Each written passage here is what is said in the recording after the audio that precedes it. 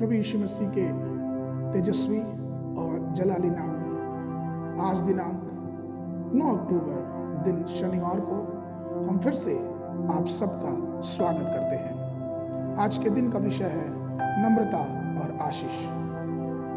यशायाह नबी की पुस्तक उसका 51 अध्याय उसके पहले पद वचन ये कहता है, हे धर्म पे चलने वाले, हे यहोवा को ढूंढने वाले, कान लगाकर मेरी सुनो। जिस चट्टान में से तुम खोदे गए और जिस गड्ढे में से तुम निकाले गए हो उस पर ध्यान दो।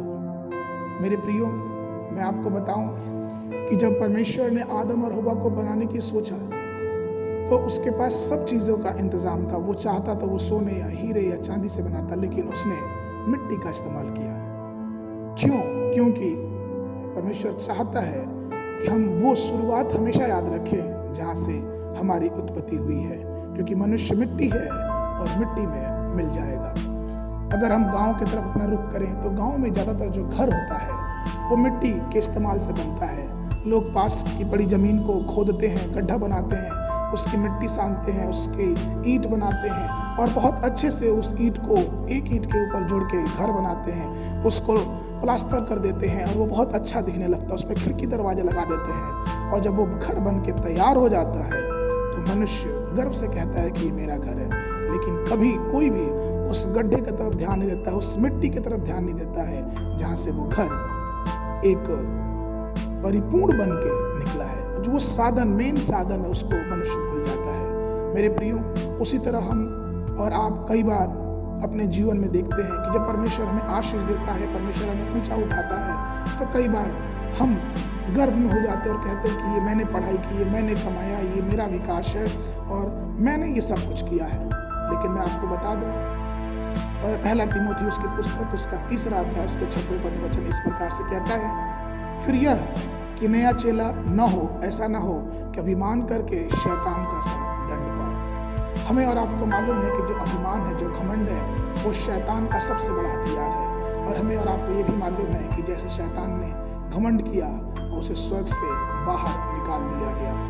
और ये हमको और आपको जानने की जरूरत है कि जो घमंड है वो हमारे पतन का शुरुआत है। इसलिए अहंकार कभी ना करें, हमेशा उस गड्ढे की तरफ देखते रहें, उस शुरुआत की तरफ देखते रहें जहां से हमारी शुरुआत हुई है, जहां से परमेश्वर ने हमें खींच के निकाला है। एक घटना मैं आप सबके सामने बताना चाहूंगा। एक समय की बात है कि एक मंत्री, जो कि कुछ दिन पहले मंत्री नहीं था, लेकिन राजा की दया हुई और वो मंत्री बन गया। लेकिन वो मंत्री जहां भी जाता वह एक बक्सा अपने साथ लेके जाता और कई सालों तक, कई वर्षों तक ये काम करता रहता। और कुछ लोगों को वो बात खटकने लगी कि ये बक्सा हमेशा लेके क्यों जाता है। और एक दिन कुछ लोग जो उसे जलते थे वो राजा से शिकायत किए कि राजा साहब, आपको मालूम, मंत्री हमेशा ये कीमती बक्सा लेके अपने साथ चलता है, वो लोगों को लूटता है, वो धोखा देता है और उसमें से धन अर्जित करके उस बक्से में रखता है। राजा साहब को ये बात सुनते ही उनको बहुत शौक लगा, उनको बहुत अचंभा हुआ। और एक दिन जब वो मंत्री के साथ जा रहे थे तो उन्होंने ध्यान दिया कि हाँ, सही बात है, मंत्री वो बक्सा लेके साथ में चल रहा है।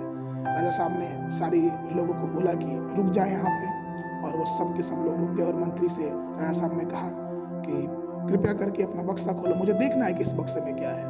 मंत्री ने बहुत विनम्रता से उस बक्से को खोला और राजा ये देख के हैरान हो गया कि उस बक्से के अंदर सिर्फ पुराने और फटे चिथड़े कपड़े हैं। और वो बहुत अचंभित हुआ और उसने पूछा कि ये क्यों, ये हमेशा ही फटे चिथड़े कपड़े तुम क्यों लेके घूमते हो? तुम तो मंत्री हो, तुम मेरे मंत्री हो, तुम इस राज्य के मंत्री हो, तुमको तो अच्छे कपड़े लेके चलना चाहिए। मंत्री का जो उत्तर था वो राजा के दिल को छू गया।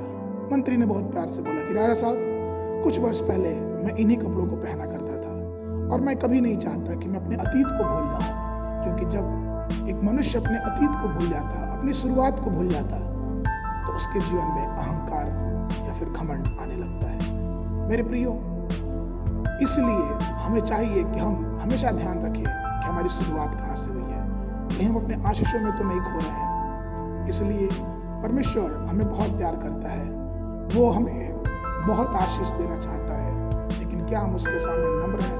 क्या हम ये कह सकते हैं कि हाँ परमेश्वर, तू मेरा चट्टान है और मुझे ये भी याद है कि तूने मुझे कहाँ से खींच के निकाला है। आज के मनन के लिए भजन संगीता उसका 136 उसका 23 पद, उसने हमारी दुर्दशा में हमारी सुधि ली, उसकी करुणा सदा की है। परमेश्वर आप सबको आशीष दे।